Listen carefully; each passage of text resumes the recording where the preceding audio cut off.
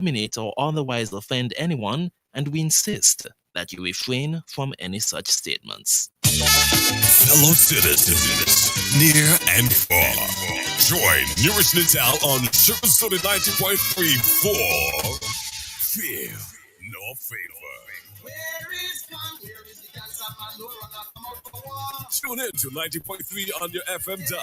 Log on to sugarcityfmsinkits.com or download Simple Radio app from the Google Play Store. Join NewRish Nital every Thursday night from 8 to 10 p.m. as NewRish Nital tackles the issues and take your call. Fear No Favor every Thursday night from 8 to 10 p.m. on Sugar City 90.3 FM.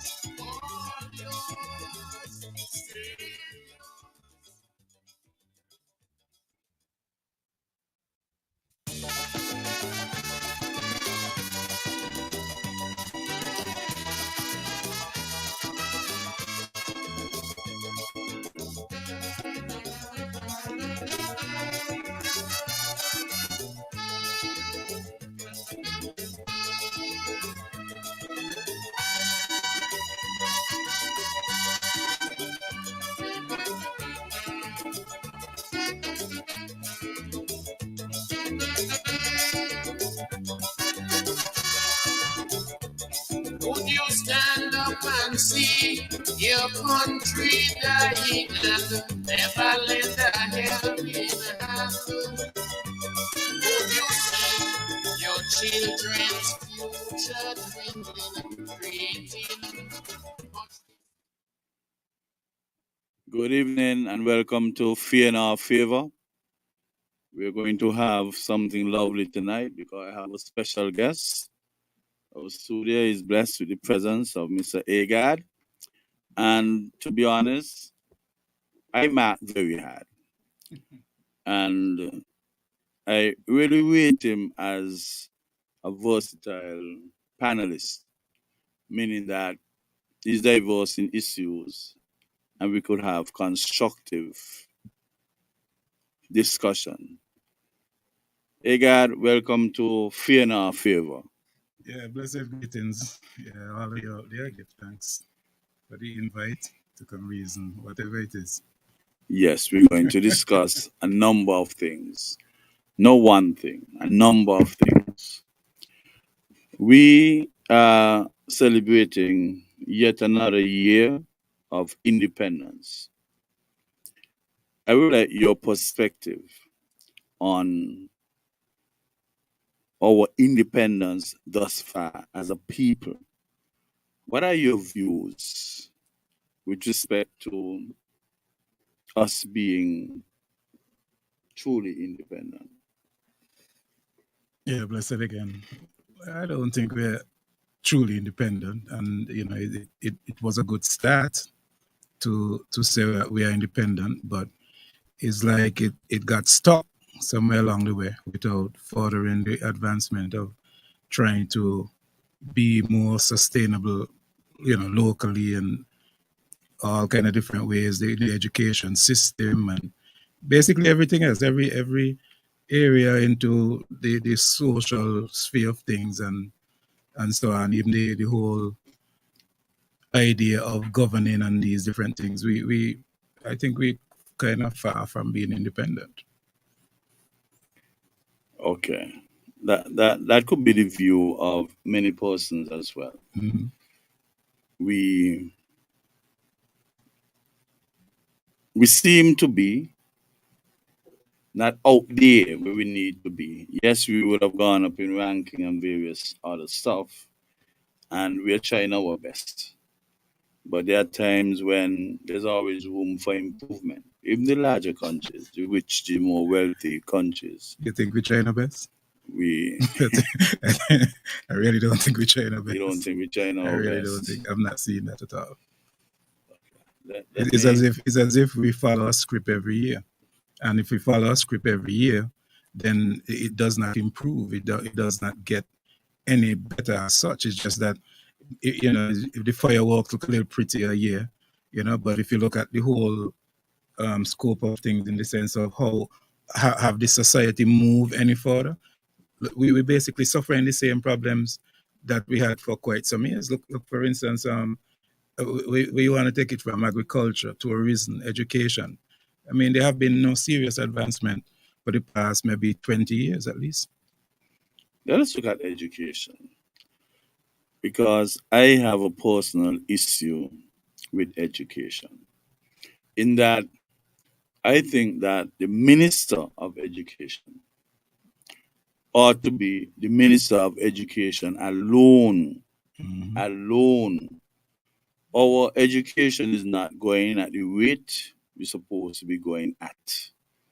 We have not seen, we have not heard a report on the results. We used to get a report every year so people could get an idea as to how our students performed. Whether adult or school children, we used to get an overall result. We have not gotten that since um, Miss Debbie Isaac, Dr. Debbie Isaac, would have vacated that position. And I think that is something that we look forward to. I just feel like the education department, the education minister, I think that he's a little bit overwhelmed. That is my opinion. And education is so crucial that I think it should be a ministry of education, full stop. What are your views on that? Well, before I get into the fullness of the view on that, what you just said there is also the same for agriculture, is also the same for our national security. I think that we probably need more ministers to carry out some of these portfolios, because, as you say, I mean, education should just be focused on from this one individual, because if education is the foundation for our youth coming up, these are going to be our prime minister coming up. These are going to be our peers, our doctors. All these people taking part. They also could be our criminals too. So if, for instance, I mean, the matter of crime being, an issue with us right now, we could see that we have a next generation coming. So in this particular wave, we got to look to see how can we steer these youths away from these kind of behaviors and what's not. So to me, the education system need serious focus and attention, and also serious reform. And yeah, I agree with you in terms of how the minister actually should be just focus on education. And I think more can be done, because to me, you could be more innovative that way, because you're focusing, you zoom in. I mean, maybe you could want to split and zoom right in, you get focus, and you come up with ideas. Maybe some people burn spliff and some people get burnt by spliff. So you got to be very careful. And you got the proper equilibrium. Yeah, but I totally agree. I think that these are these kind of portfolios here, like they're the foundation of the generation coming, and it needs that type of serious focus and attention, and not to be be juggling with other things, other ministries and stuff like that. Just deal with education. Let that one minister be the minister of education, and that's it. Because we have sufficient challenges Exactly. within the environment of the education that we cannot get occasional peaks. Too many peaks, too many valleys. I believe with education, you get up on a peak, the lowest you should go is on a plateau. So you don't go back down in a valley to come back. We don't have to start over. I don't know. It is not sitting well with me. Nital, I drive across the back of Washi, and the condition of the school, windows broken out, and it just look horrible. And what I'm saying here, there are other schools suffering that. So, and that's simply because if you have a minister who juggling other ministries, he's not going to really get that time, that opportunity to go and look at these bits and pieces, and so that he might miss. And people like me and you might just drive by and see certain things. And, I guess maybe they might be focusing on what they consider to be the bigger thing.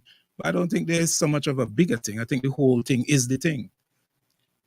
And I'm happy you're saying that, because education, health, Right. national security, and agriculture. Health, I forget to mention health. Those, I don't even know if that is the nucleus of any independent federation. Yeah, any developing state. Right. And when I look at Molyneux Primary School, that stuff was burnt several years ago. You have Basia High School, where you have the children up there in a coop for the longest while. Up there, hot, poor ventilation. You have a fan in the classroom, and if you have a fan, it's directed onto the teacher in the class. The ventilation is horrible. Many persons would have suffered bad feelings during the course of the class sessions. And sometimes when they ask teachers to go outside, not every teacher would honor that suggestion that we like to go outside, we're not feeling well.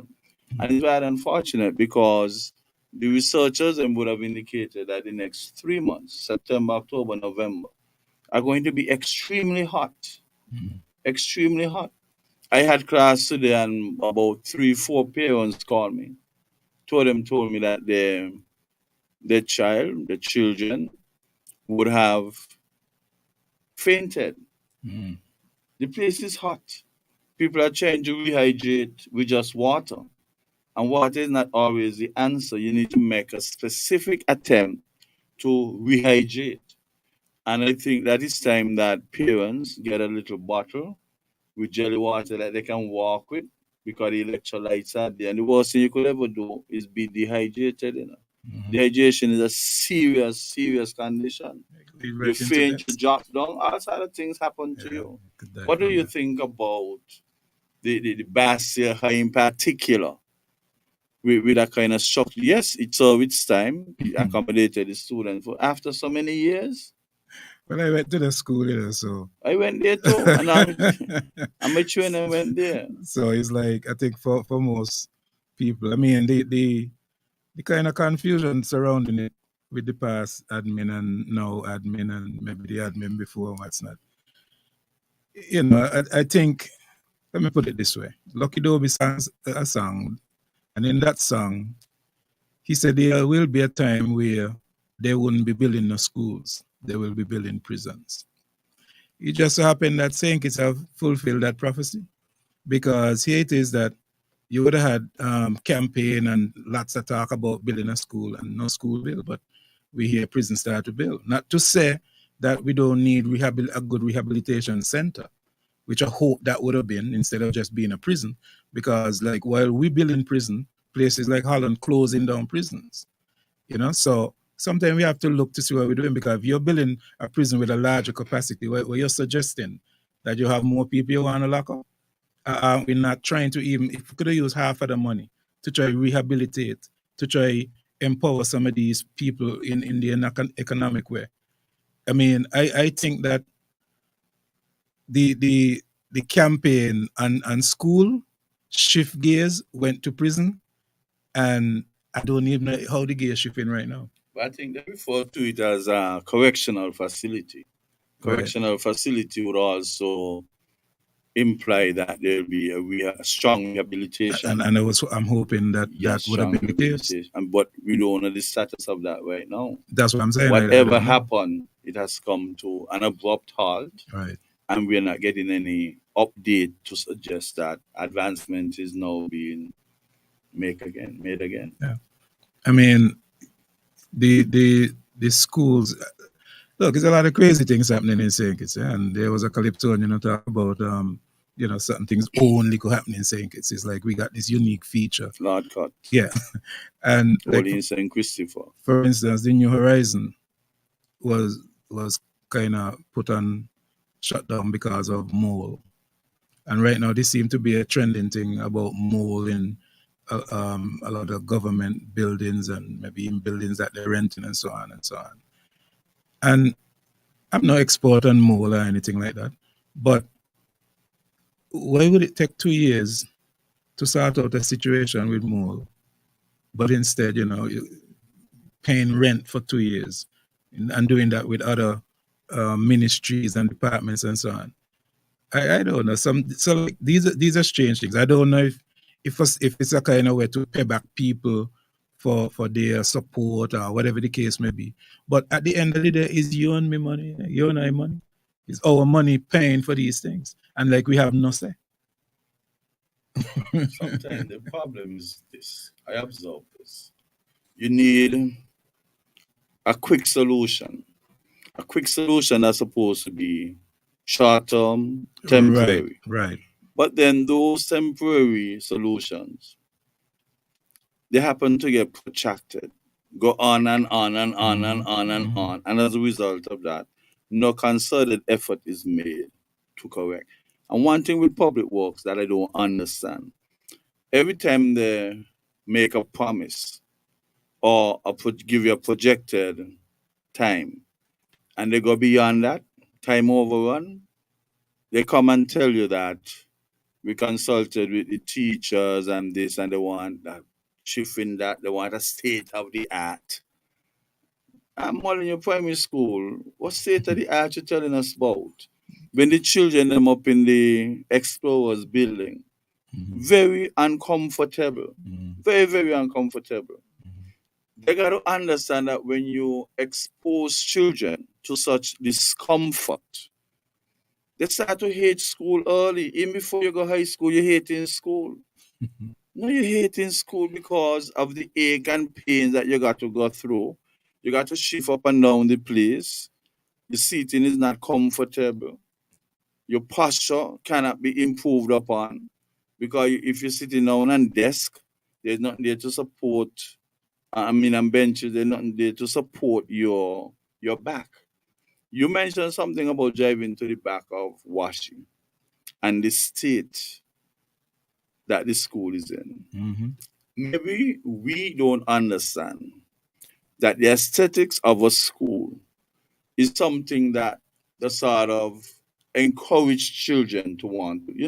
If you beautify your schools, that's the first step to getting children inside of the schoolyard. But if you go to a whole rundown school on a regular basis, the time would come when psychologically you're walking out that I mean, I go up there go feel. Regardless, even if the education, the quality of teaching, impartation, and knowledge is good, and the school compound is unkept, boy, the children them don't look forward to going. Nital, I could give you an example on that. A friend of mine who was here studying one of these, I don't remember if it's Ross, which studying to get some kind of doctor story. I don't remember what it was. Anyway, she had a laptop that she wanted me to fix. So I go there, I knock the door and I open, and she said, come in, open, and the floor was covered with clothes and shoes, everything just thrown about.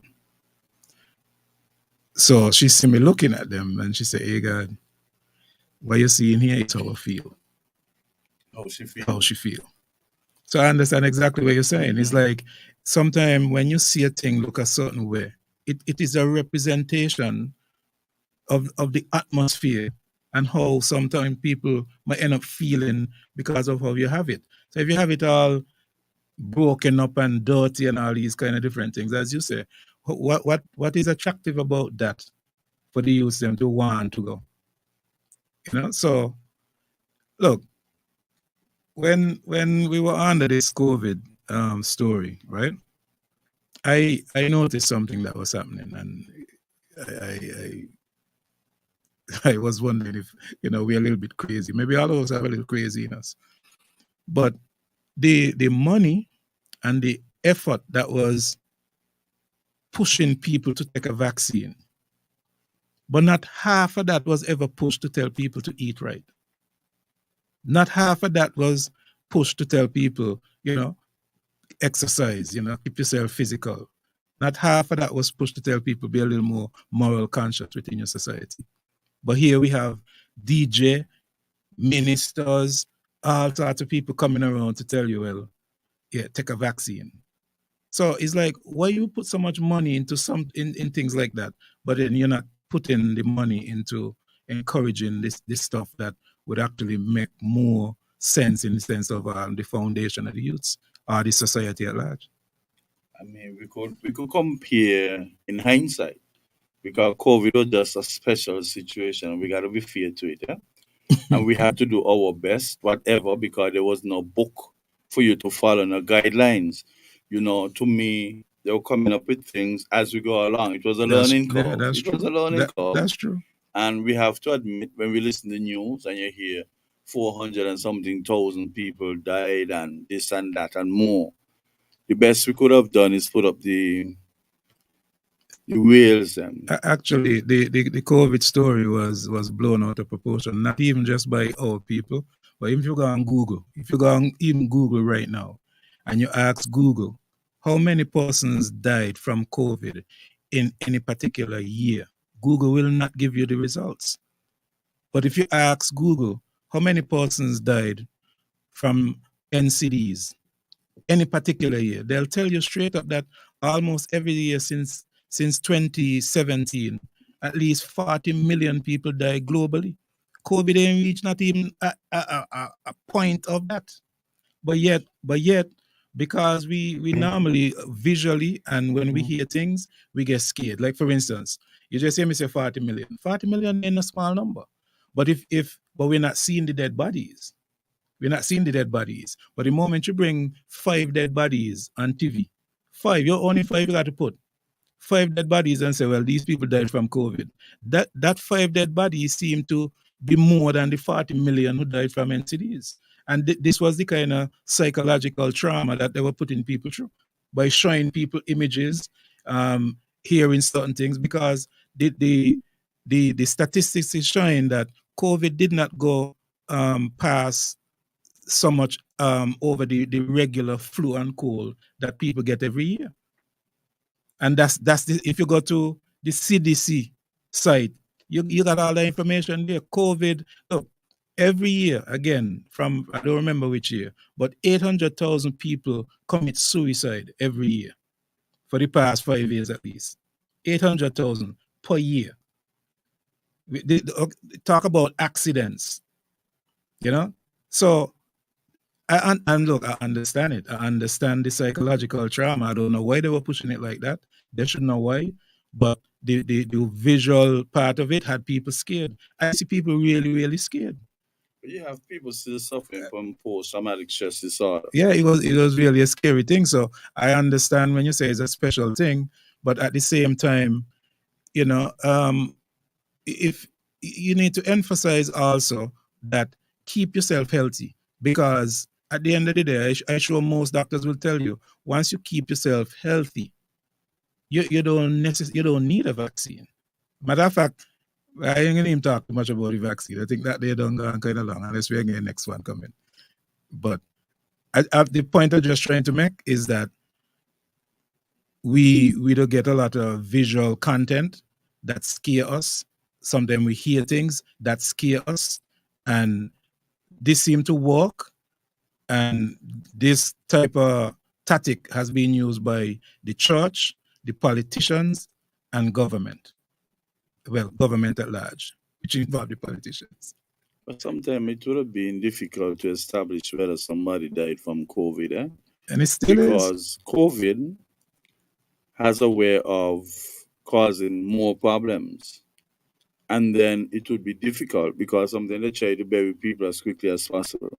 And before you can run your autopsy, you're not absolutely certain if they died from COVID. Right. Because if a man is on a building, and I don't like to use this shooting thing, but a man shot somebody to the top of a high building and the person fell and died. Mm-hmm. You know what happened? You have to make sure what killed that person. Could have been flight down from the height, or it could have been the gunshot wound. And that is why they would have to carry out an autopsy, Right. because the defense lawyer would indicate that he did not die from the bullet wound. He died while in flight. There's a reason why he came down, yes, but the direct cause of death was not the bullet. Was probably just on the way down. Right, Could have been the indirectly. Could have been the impact. It could have been some sort of situation on the way down, depending The on how- flight down, Yeah. because you could get heart problem coming down and Right. shut off on you Right. from that So it terrible could height. be many factors. So the autopsy is definitely important. But there were a lot of complexities associated with COVID, and I believe up to now you have a good percentage of it could not be definitively decided that it was the COVID.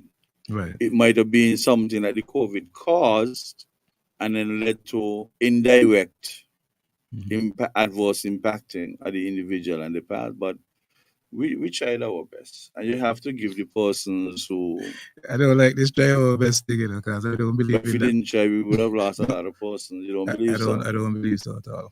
You see this thing about, a lot of us feel that once we eat right, I don't know what is right, because each individual... I'm so glad you bring that up. Yeah, each individual would have their own unique physiological being inside them. Right.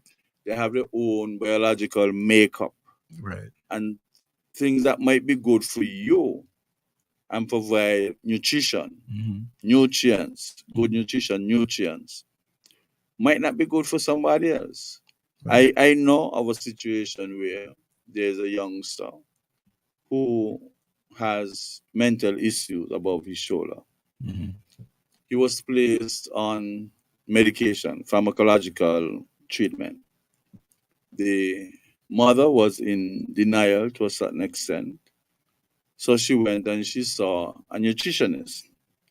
And the nutritionist told her, take the guy off the medication and just feed him right. But she took him off the medication. And she started to rely on the diet alone. And the fella attempted suicide. Okay, so you hear that feed him right. Feed him right is not a diet plan. You have to tailor a diet plan for people according to a couple of things. Number one, the family history. Number two, the blood type. And number three, upon testing them for certain things and so on, you'll know how they are made up, in the sense, like for instance, people who have like thyroid issues. Eating greens is not a good thing for them, and eating greens is something recommended by almost all people who talk about alkaline in your body. So eating greens is like one of the number one go-to thing to do. But if you have thyroid issues, you're not supposed to consume too much greens. So and that's eating right. When it comes to like blood type, now the blood type thing is not down packed with science, in the sense that they have this documented it by the scientists to say it is so. But from observations, they're noticing that people with, I got to talk about myself, blood type A, should not really eat wheat and should stay away from meats in general.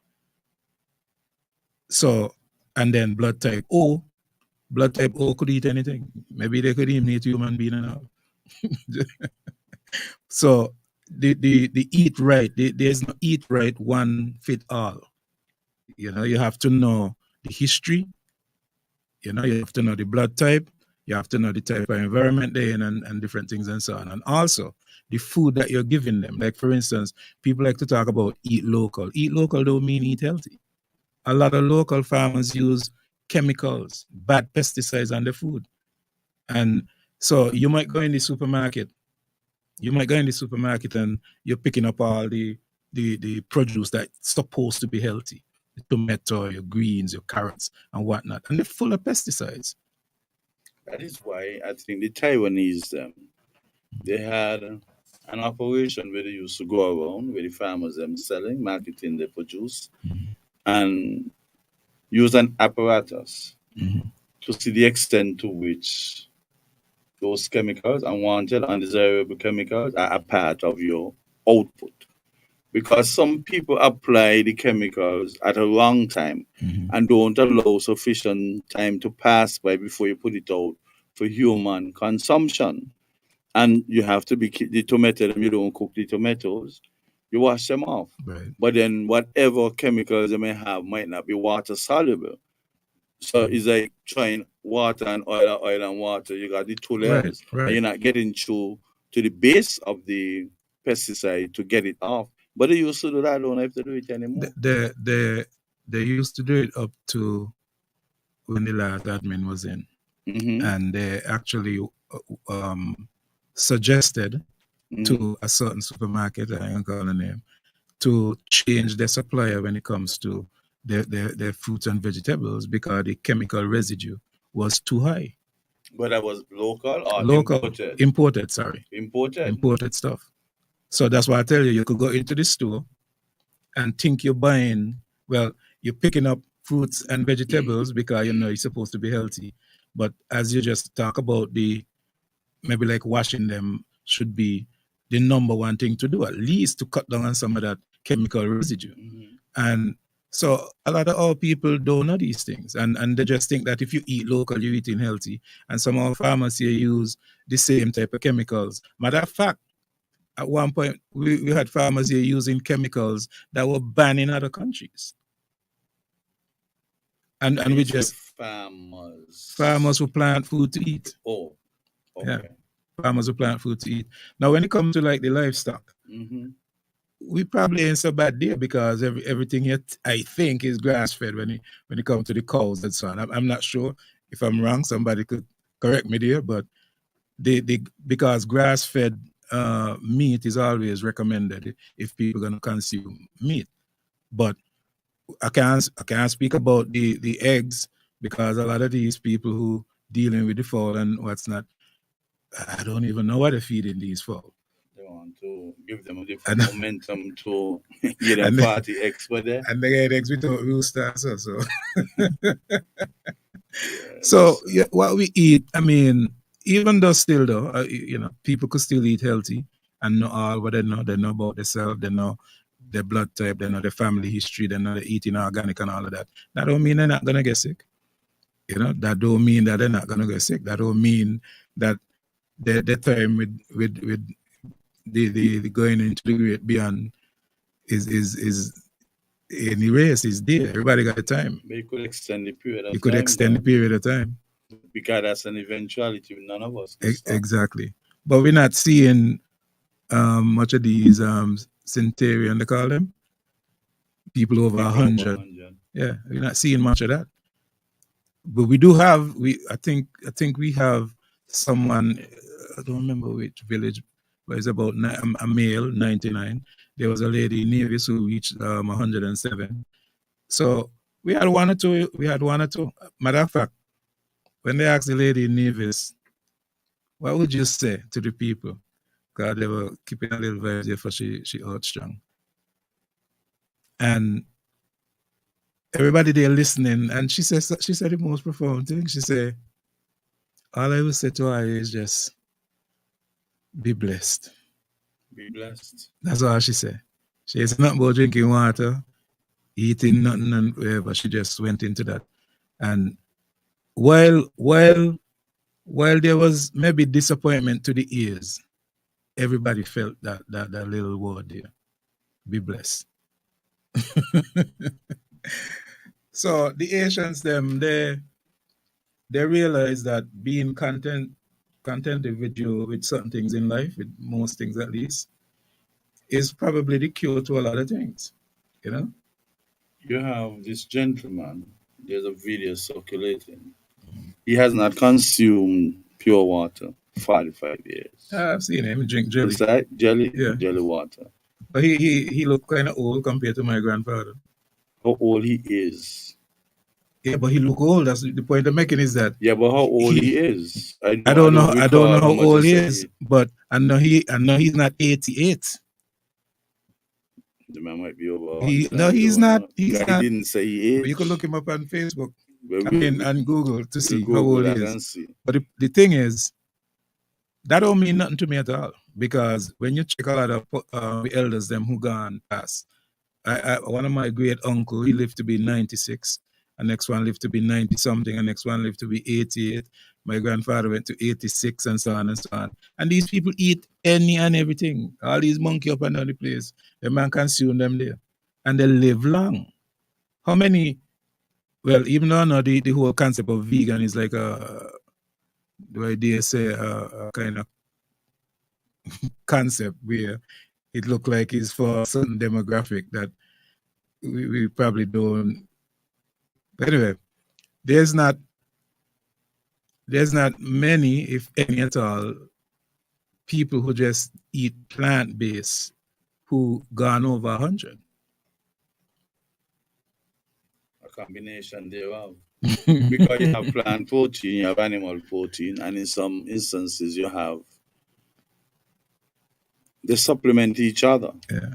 If you go strictly plant, Right. you could be deficient in a sort of way. And if you Right. go strictly animal, So you need the combination. you need the right combination. You need the right combination. But you can't put animal, you can't put human being in a lab and carry out experiment on top of them. But they don't do that. It is more difficult. You see, that's social science as opposed to physical science. Yeah. And sometimes, and we don't do much research on here either. We're always taking what they send us. And most of the time, the research that they would have done would be people who look different to us. I don't think we believe in ourselves enough to carry out research that would The be... funds are in there. That's the problem. Really? The funds Really? are really Really, there. Nital?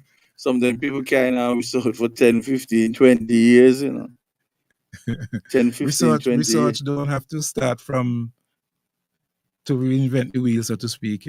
That's true. You could go on something that is already in play and take a piece of it. Exactly. And that, a matter of fact, that is how people do their doctorate or even masters at the bachelor's level. So you might do 20 topics and then you get your bachelor's. When you go for the masters now, you're taking out one out of that and you're putting some emphasis on that. Right. And you might have to do some supplemental courses, but your emphasis is on that. And then when you go to the doctorate now, the same one that you emphasize, you take a part of it. You take a part of it. Because you got to come up with something new. You got to contribute something new. And that is where the challenge will come from, especially when you're doing a doctorate. You got to be able to produce an output that people could benefit from. Somebody might have taken something 8 inches, but there's a need to take it to the 10-inch limit, and you take on the opportunity to study and fill that extra 2 inches that you're looking for. Look, don't reinvent the wheel. Go ahead. I'm glad you mentioned some of those bachelors and doctorate and what's not, because I think this is the first time in my lifetime, and I'm 56 years old, that I'm seeing a lot of emphasis being placed on people having degrees to put them in position. And what I see this as is like a slavery mentality, because is it that we don't understand what a bachelor is? If you look up and research, what does a bachelor degree represent? It only represents a basic concept of the subject matter. That's all it represents. And a master's represent like above basic, and you can teach. You can now teach the subject matter. But we down here, like, we worshiping these degrees and not understanding what the degrees represent. And imagine you're gonna start, you put people in position because they have these degrees. They're not teaching anybody anything concerning the subject matter. You're just up there getting a lot of money because you have a degree.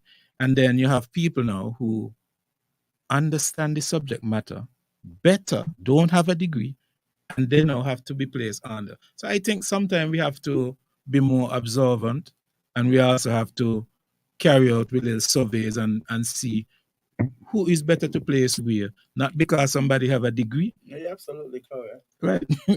Because sometimes the situation would dictate that you need somebody with experience. Sometimes it would dictate that you need somebody with the academics. Right.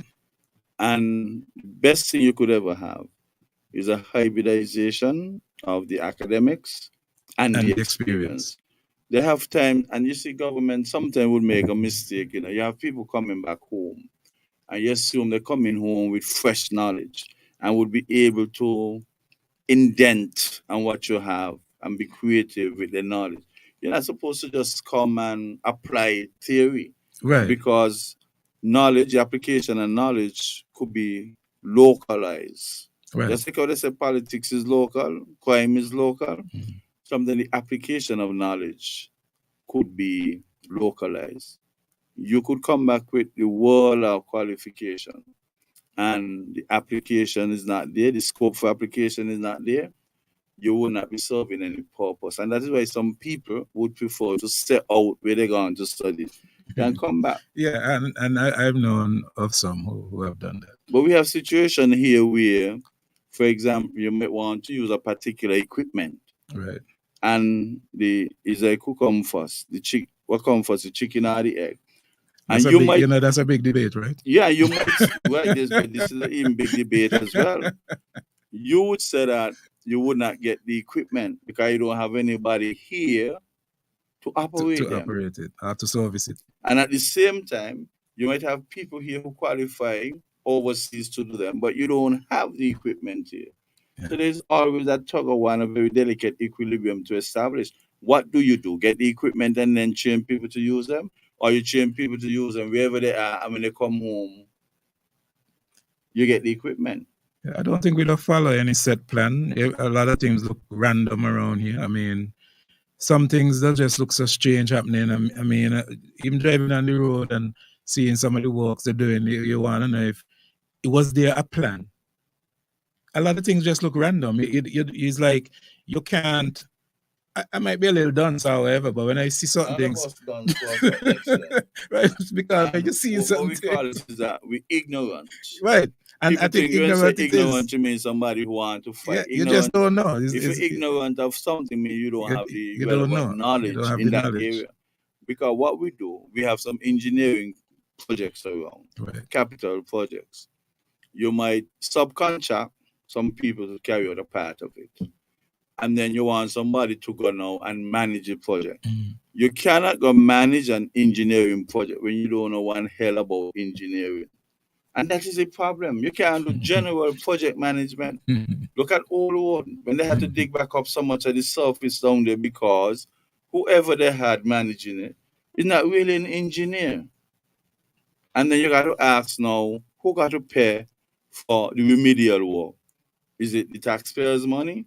I was part of the contract that if you go off tangentially, you'll be responsible for the corrective measures. That is unfair to taxpayers.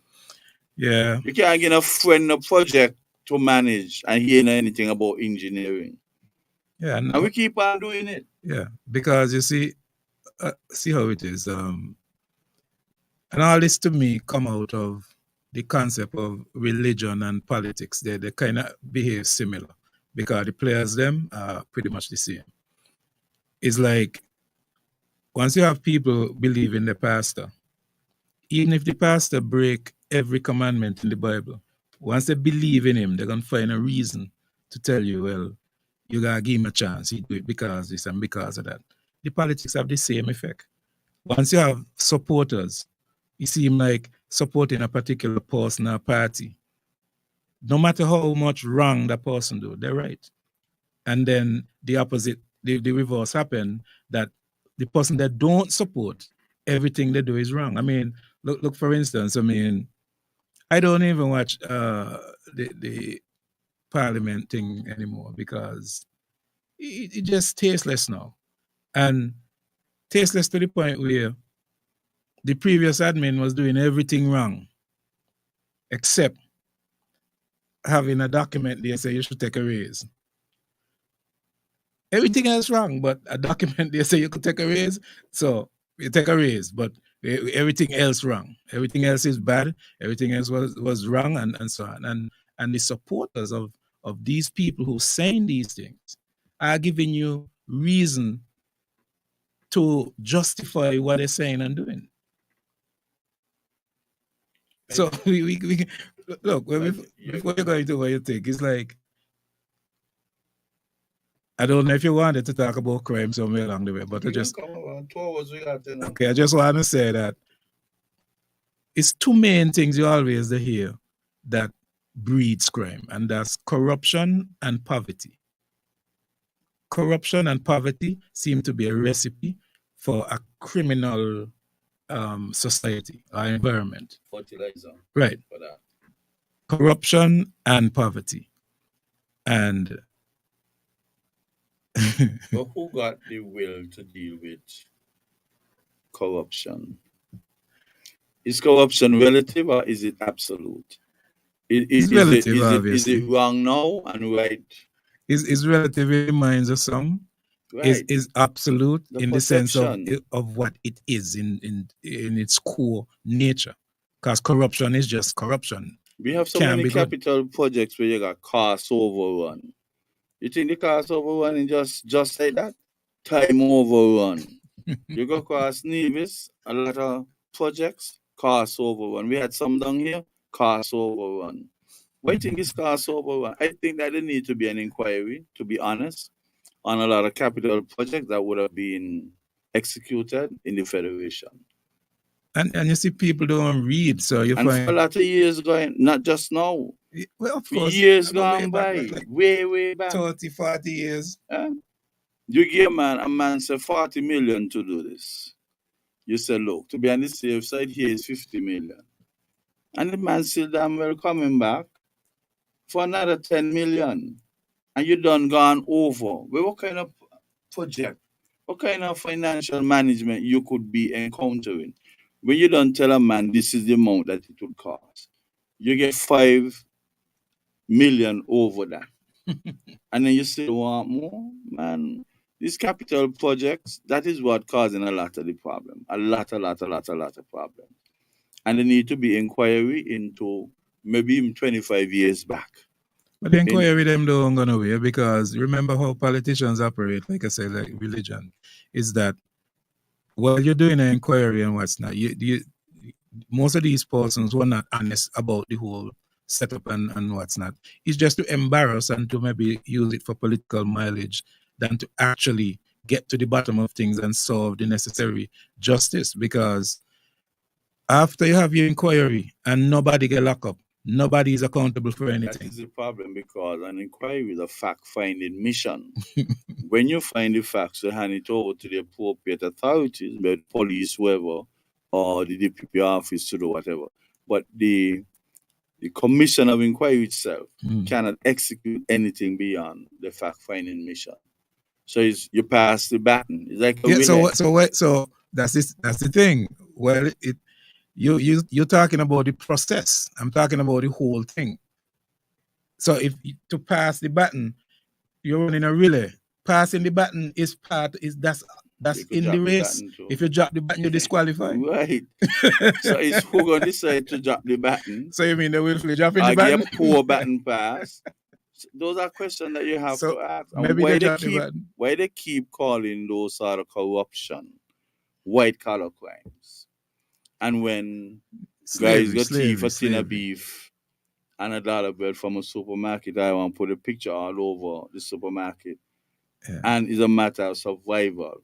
Sometimes when poor people commit crime, they got Calypso say they should lock up the rich. No, lock up the rich. For years now, we're trying to come up with a reasonable minimum wage. And we got one of the better ones in the region. But despite that, it is still off a bit from livable wage. Right. Yeah, you get increase, inflation, imported inflation, local inflation, whatever kind of inflation. Right. It take most of the increase that you got. Right, but that only is so because you have to have all the supporting policies and so on in order to make this thing like work.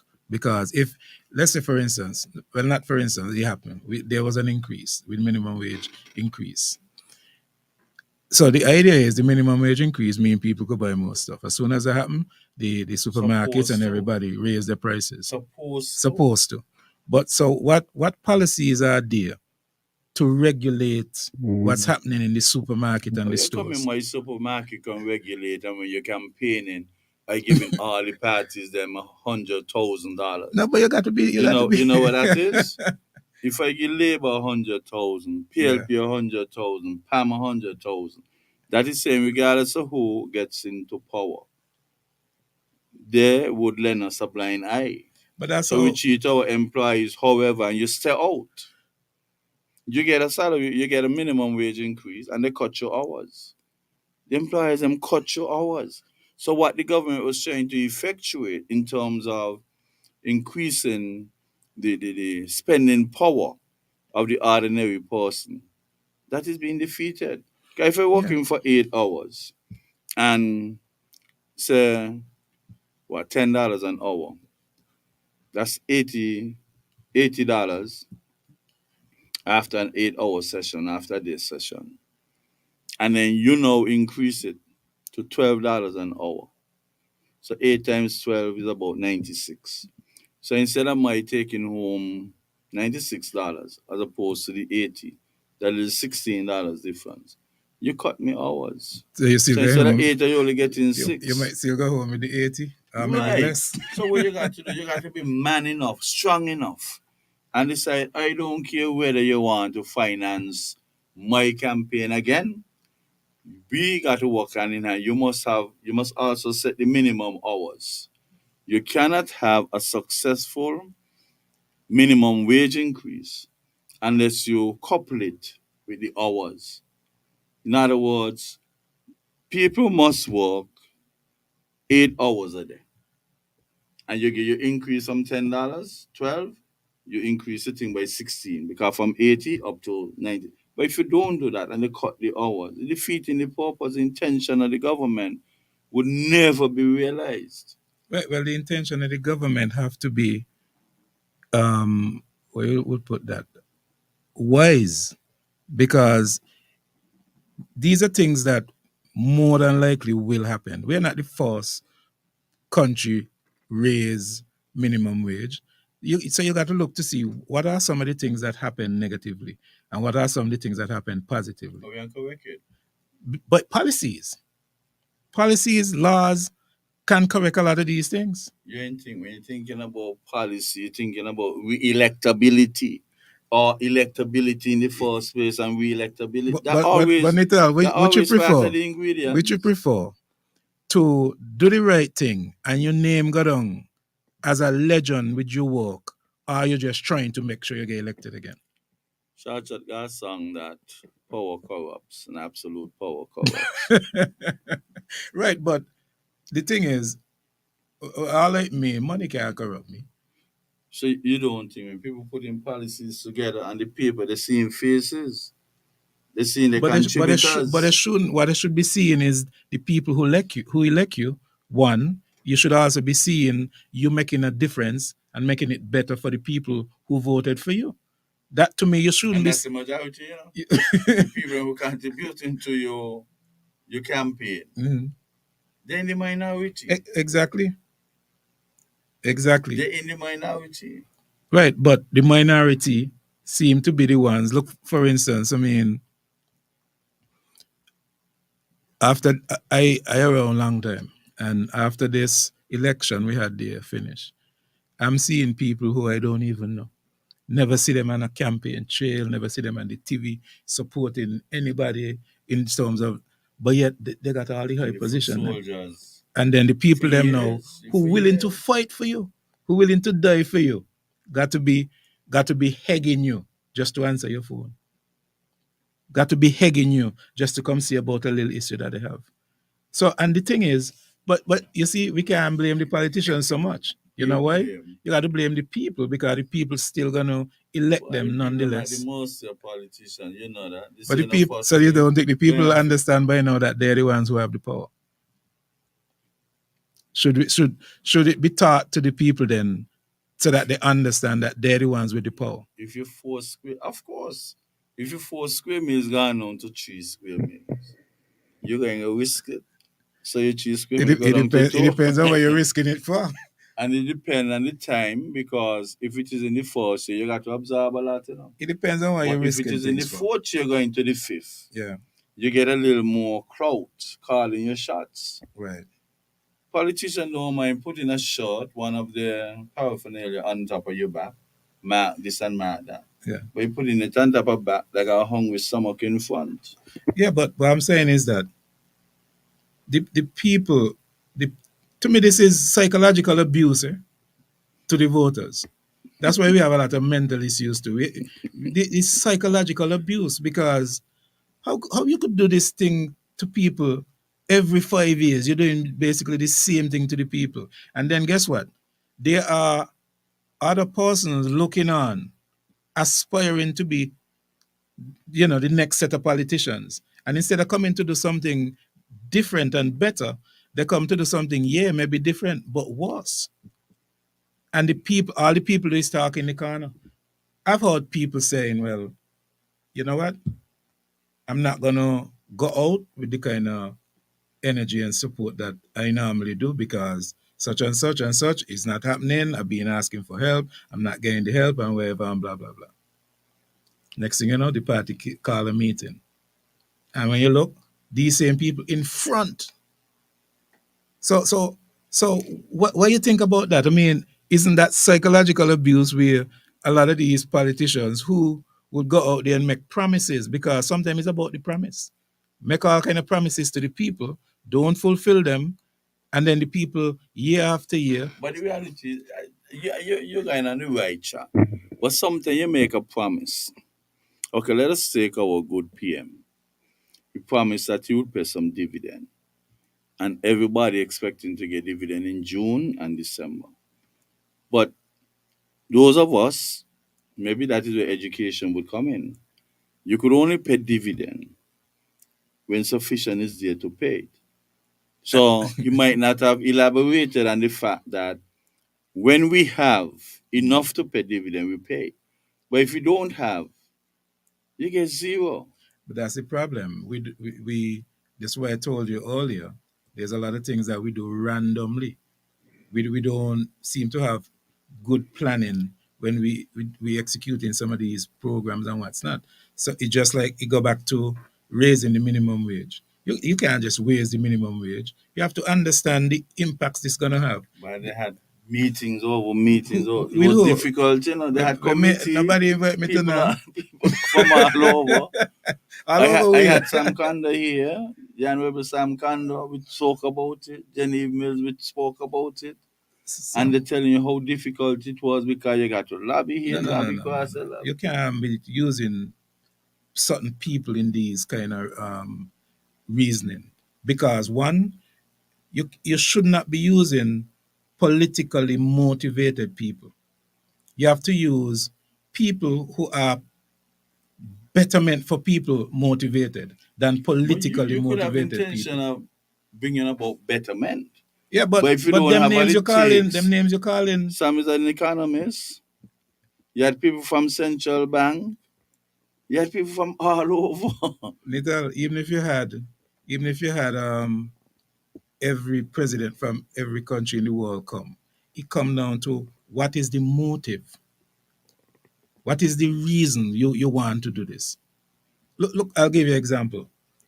We talk about crime, saying it's just like 38, 39, close to 40,000. 53,000 in between St. Kitts and Nevis, Mm-hmm. right? We can't even fill a stadium. The Olympic Stadium, we could just be on one side, right? We have issues with crime with youngsters. A few youngsters misguided and do some wrong things and so on and so on. And we're talking about getting help from countries who have it worse than us. And people applaud that. Now, if country A have it worse than me, yeah, I might be able to get some ideas from some of the things that they're doing. But don't be bigging up that as well. This is some kind of great effort to deal with the issue. When one, look, we have the resources, we have the manpower to deal with the issue. what we don't have is the will. And you might think it's different, but I think we have enough manpower. I think we have enough resources to. We have also enough data to deal with the issue. Where do you get the data from? We went to some kind of thing the other day. We hear some stuff. we hear Where some do you get stuff. the data from? But we hear some stuff the other day. Yeah, we heard some. We still need verification, you know. That is true, because I was not impressed with the data. No. I was not impressed with the data based on the surveys that was done and the demographic that they use for those surveys. I understand the idea behind it, but I was not impressed with it because of that demographic that you use. It means that the responses does not have too much weight in the sense of actually farming or formulating any real tactical measures to deal with the issue. That's what you got to do, your qualitative analysis. When you're doing them things, you got quantitative, where you're collecting your data. But we ain't hearing none of that. All we heard was just raw data. Some percentages. Maybe you need to go back to it. And something like that should have been out in the public domain. Because you can't grasp all of that at one sitting. But is I'm it not? supposed Is to it be not? able to go Sunday and say, look, I'm going to put 5 hours into absorbing this and trying to make sense of it.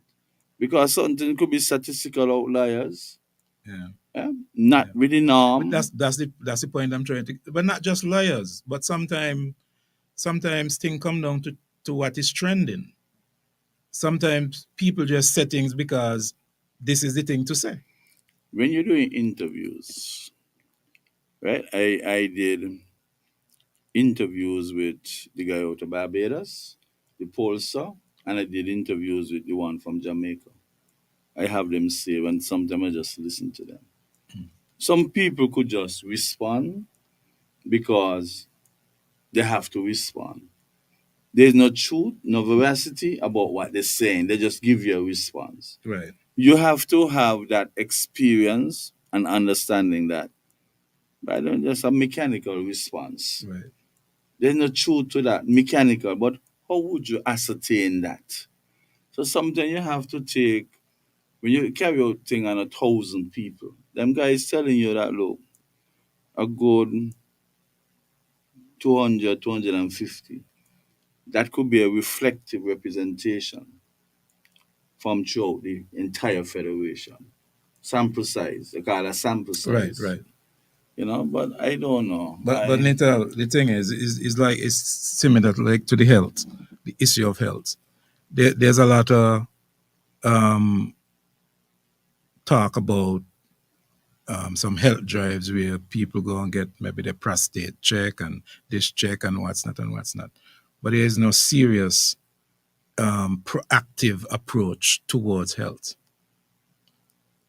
So it's like we're more reactive than proactive in almost everything that we do. So when you go for your prostate check and they tell you that you ain't ready yet, that's being proactive. Because you got to go back. You got some people that go for 10, 15 tests, you know. What is that proactive? Because it's like things come down on you and then you rush going for treatment. No, proactive you're checking your lifestyle.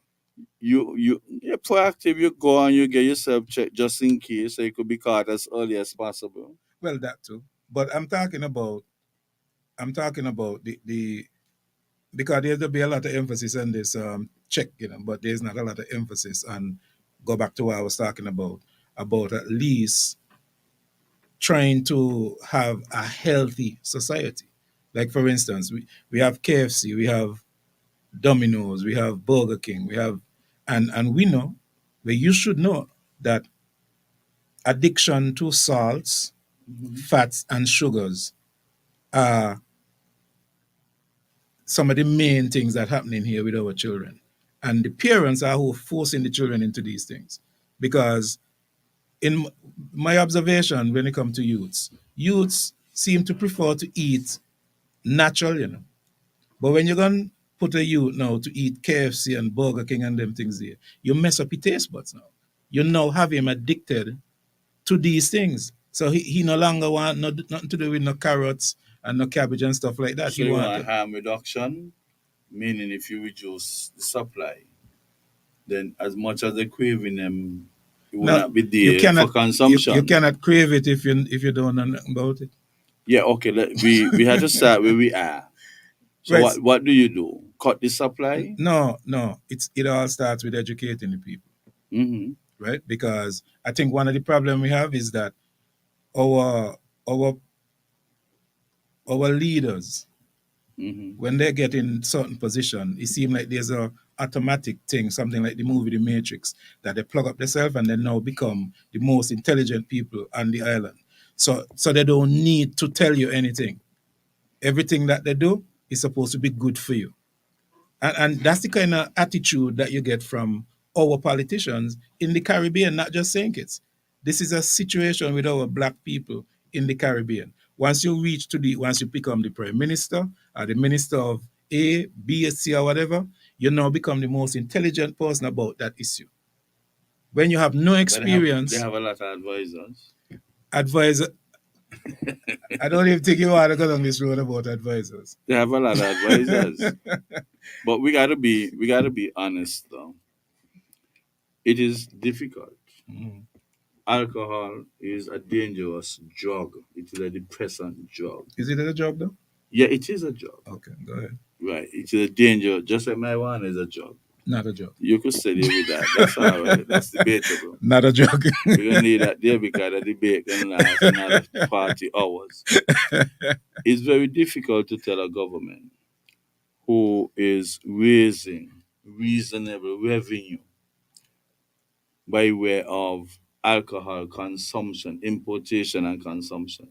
They make a good amount of money from alcohol. I know that. Cigarette too. You think they're going to make an effort to tell people, look, like cut your volume in two? But when you cut that in two, basically the revenue you're picking up is being cut in two. You ain't see it that way? No, and see that we're meaning like that's how it is. Yeah, that's how it is. And I understand it. It don't mean I agree with it. Right. So how could we correct it? The government would have to find alternative ways of making back that revenue. When Is you it cut is it the hard?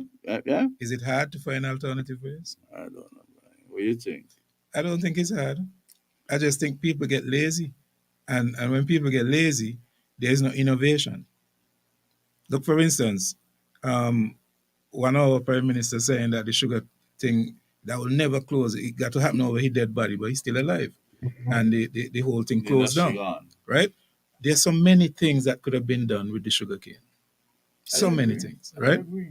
So I go back to this. Laziness suppress innovation. But sometimes we got white people coming here and fooling us. I can say that now. When they put But on the alcohol plant over Connery, I don't know if you're aware they had an alcohol I heard of it. plant. I heard of it.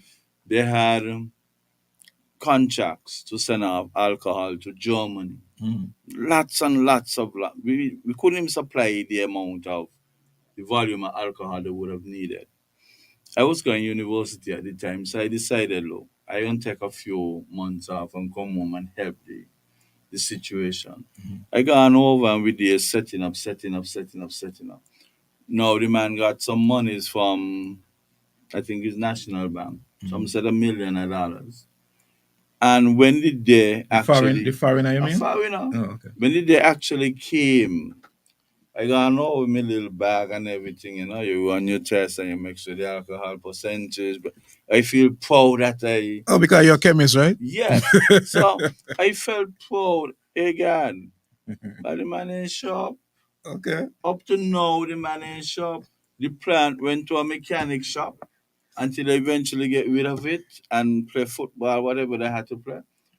I mean, and where's that money? I think government is responsible and accountable to let us know what happened to that set of million of dollars they gave. Well, another man name, but I'm not going to call it. Right. But I mean, come on, how you could just come and go with our money like that? Because we don't hold the politicians accountable for anything. They come with empty briefcases, And and we welcome them as long as they have a particular color and an accent. And then you see how many projects around the country in the incomplete state. why you think we why you think we prefer to sell passports and get money than to be more innovative to make the same money? But Because it's laziness. It's easy to do. and this passport thing since 1983 or Yeah. whenever, way back. Yeah. 17 and 24, that's 41. So what the politicians them of the future can keep doing is just find ways to manipulate the whole program or process of it.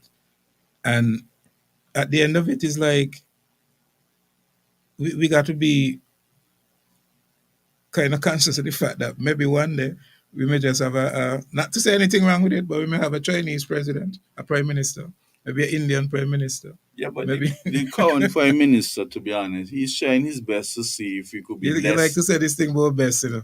He's trying his best.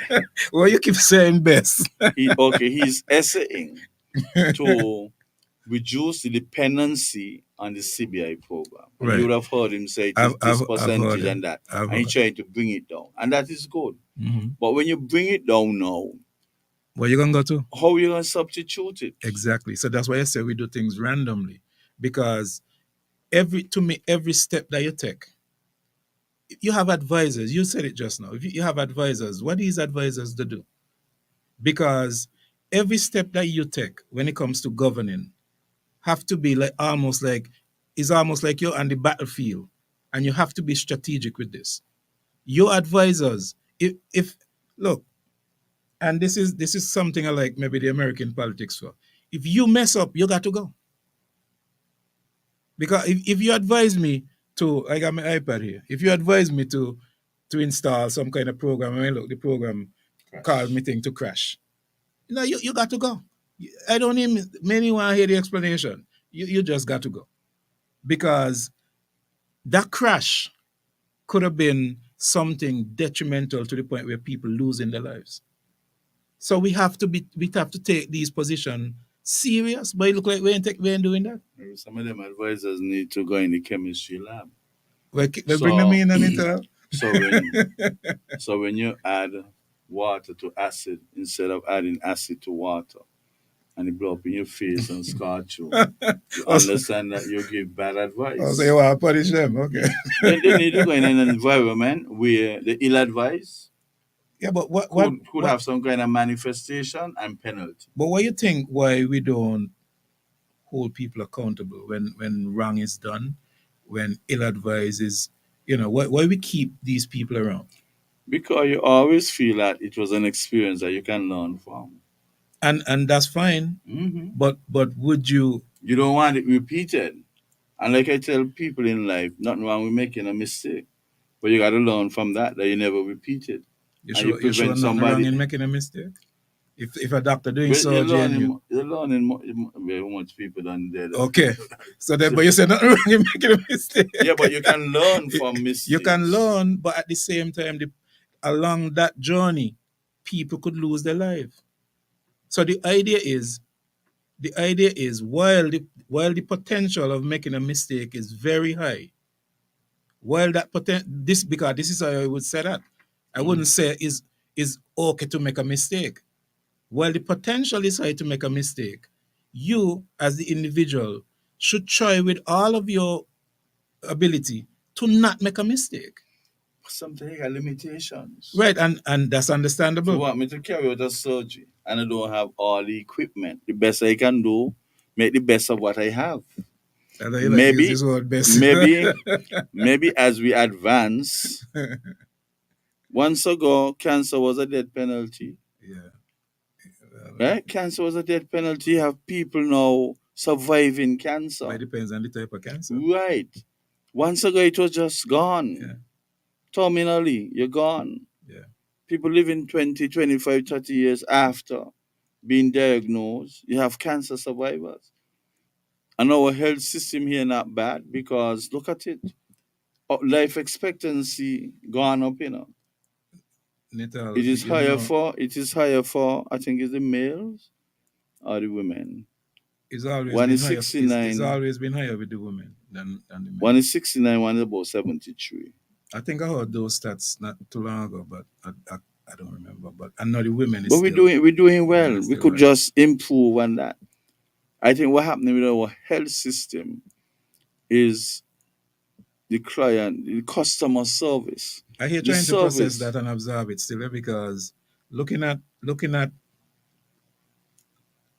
fact that St. Kitts population have not seriously increased for the past say 50 years. Our population, when was in primary school, the population is basically the same as it is today. So which means there's a lot of things that happening, like a lot of things happening, like maybe migration is at the same pace, birth, death, and so on. So we seem to have a unique feature where we don't really have that increase, even though globally we have an extra billion over the past, say, 50 years. So it's like, And you believe in that? You believe all them killing in Africa is accounted well, for? we're just talking about the stats. I don't, A lot of I things don't, ain't accounted I don't, I for. don't know. The I just talking about the death stats. rate is there. So this, Because if you're gonna ask me that, then we might have to go back to the COVID talk, of course, right? Because there were numbers peddling, but as I told you, if you ask Google when we had COVID here, 2020 or 21. 21, 2021. Okay, if you ask Google how many persons died from COVID globally in 2021, at least the last time I saw it, there was no answer. What Google is doing, Google is compiling all the years together to try to come up with a big number to make you feel psychologically that COVID has done a number on us. While NCDs, 1 year would cover maybe 5 years of COVID. It's easier to diagnose a death that resulted from NCDs than to diagnose something that resulted from From COVID? because the COVID could cause so many things in between. You got to work out which one was the actual cause of death. So it kind of ticklish. Yeah, But I but want to before go but back. before COVID though, Mhm. the NCD's number was the same. What you say is our population then? The population is about 53. Between St. Kitts and Nevis, they Yeah. say it's 54. We got 63,000 people with citizen by investment in it. Okay. So that's more. That's more than the So population. that's why I told you we might end up with a Chinese prime minister and Yeah, but Indian and what's not. how, If they could enter into the political arena, that see, is. the problem is it when a How society that sound to you though? I mean, just saying it. 63,000, which is more than our population, Yeah. I don't believe that these persons should have this. You got lawyers trying to defend them, Mm. but my thing is that you could never get the same degree of benefits as a born here person. You get it by whatever other else that you got special circumstances for that. Right. You So can't get the same right. right. So but it seemed like we're not clear on that matter though, you know. But the lawyers, them who trying to protect them, saying a citizen is a citizen, they're not substrata. Once you got citizenship, you carry the same benefits as even those who are born. And that I think that could be adjusted. But do we have any document guiding us into understanding this? You gotta put them together. So they're not there. We What don't have. parliament there for? So they don't have no document. Are you Even saying? if the law is silent on that, meaning that they're not adjusting that. Mhm. But we got to be smarter than that. You can't tell a man who can just buy a few whatever, pay some money, that he got the same right that I would have. Right, and to show how heartless that would be is that you're putting the normal man who don't have any economic power to compete with a person who come in here to buy $1 million worth of stuff. And that can't be fair, that can't be right. It's just like our supermarkets. Like for instance, in my village, we have 2 Chinese supermarkets. We just have one local one now, just rise up. That's what you count. Well, You got some of them in people basement, you know. Chinese supermarket in people basement. but the point I'm getting at though is this. Mhm. If you want to start up a supermarket, well, let me not say you, because maybe you got millions. But if I want to start up a supermarket, I have Mm-hmm. to go get a loan, right? Mm-hmm. When the Chinese man come here, he don't have to go get a loan. And even if he getting a loan, he not getting a loan from here, right? So he come in with his finances intact, right down to the remote control to turn on the AC. The local now have to go get a loan and have to basically war in with the bank in order to get that loan to get them right down to the remote with the AC, meaning a complete setup. Mm-hmm. There's always a battle for that. So you would hear people now comparing the local to the foreigner. But the comparison is not fair because the foreigner come with everything. Yeah, the government providing them with the capital, Right. venture So they capital. come with Go, everything. go. We overpopulated. Get up and go to the Caribbean. Right. In Right. Jamaica, experience a lot of that. They name the highway for some Chinese name or something like that. But what I would say though is that some locals really does deal with the locals bad. Because like for instance, back a little bit to agriculture, there's some farmers who instead of giving away or lowering the price for certain produce, You tell them, they'll just plow it up in the land. When it comes to certain shop owners and so on, it's like the attitude. Man, the Chinese want you to come and spend your money, say here, calling you and wherever. But here now, we saying it's have a unique attitude when it comes to customer service. We have a unique attitude, but we only have the attitude here.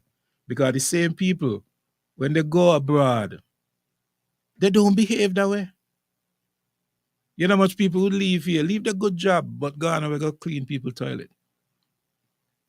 And behave like a nice little slave. And then come back here want to boast and all kind of when they're things. coming back home, they take the food stamp, them change them over. And come back here to Give the boast. impression that they were vice president of the Right. United States. Yeah, that's So I mean, if we have the capability to behave in the next person country, and this is a Caribbean issue, it seems like it's not just St. Kitts, why you can't behave here? Why you can be civil here? Why you can have good customer service energy here? You have to go away to do that. I met a lady in St. Martin the other day, literally by the door, basically asking you to come in to buy. So I turned around to ask her something about a place I was looking for. And when she heard the voice, she said, "Oh, you're from St. Kitts?" I say, "Yeah." She said, "I'm from St. Kitts too." The point I'm making is that she's in another country, and customer service is top of the line. But when we here, we don't see that. We don't experience that unless there's a slave master with a whip. Well, what they do too is that they get one of us, put us in middle management. Look at And that has been the most tourism oppressive industry. thing. The tourism industry. You never have locals in top management.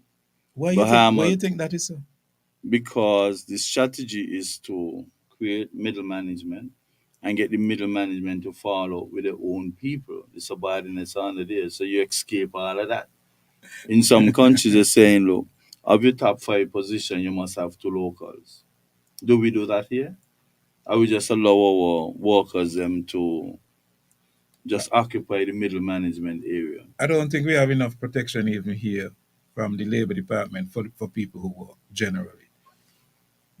Because for me entering into the work world after school and so on and coming up and see what's going on, it seemed like the labor department side with the businesses more than the actual workers who go into things. And there don't seem to be much guideline as to how the labor department actually function. Is it the labor department or are you tangentially referring to the labor union? Do we have a labor union?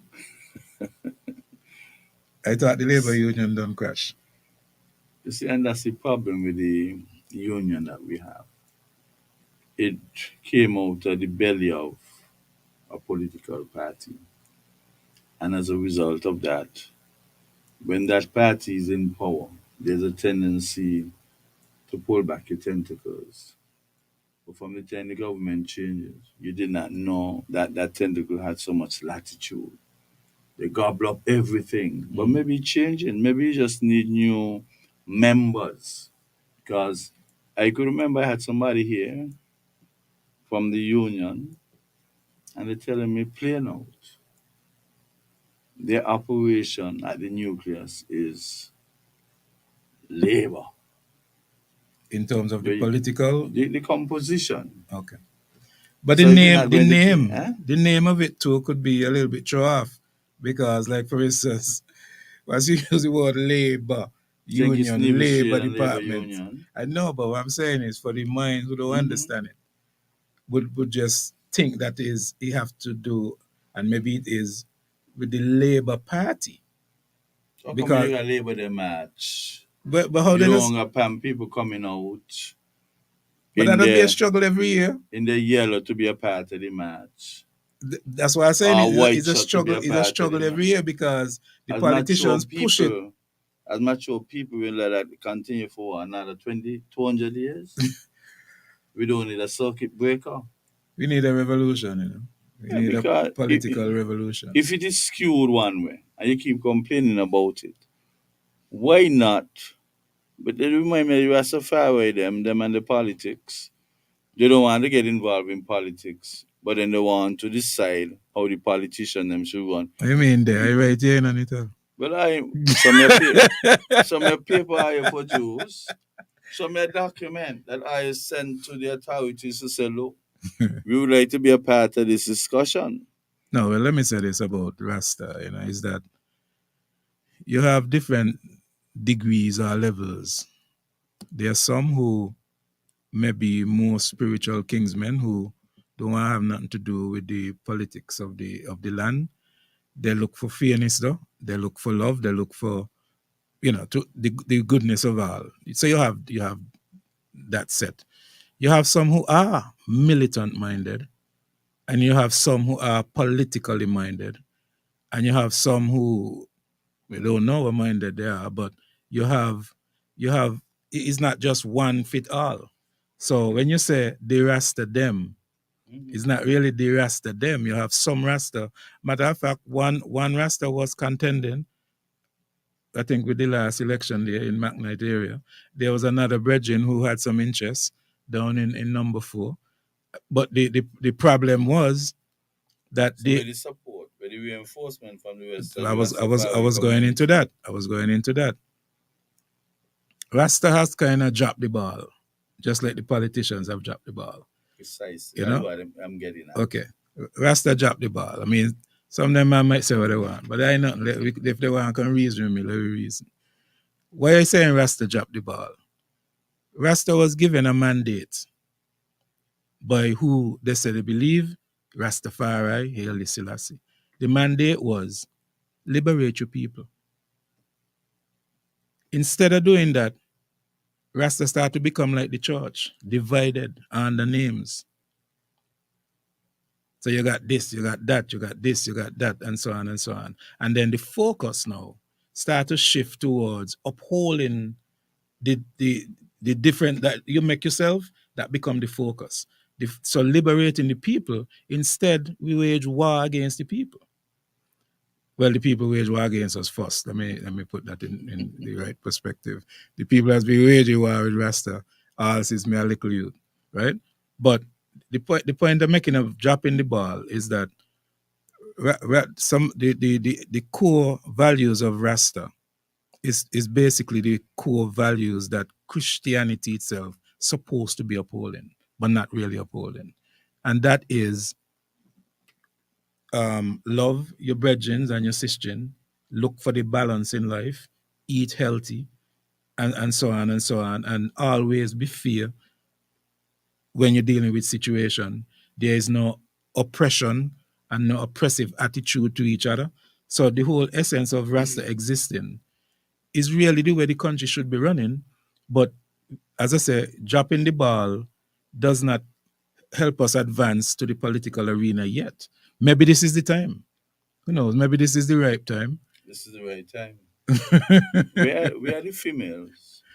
The females are there. The females are not as in numbers as the male, I would say, because I think one of the things to again go back to drop the ball, we're not all so vocal, in terms of energizing the whole talk of Rastafari consciousness. So there's no female who could be floating on top there with a cream. Yeah, man. Yeah, of course. How come every time somebody invite all you to a show, a radio talk show, all you come womanless?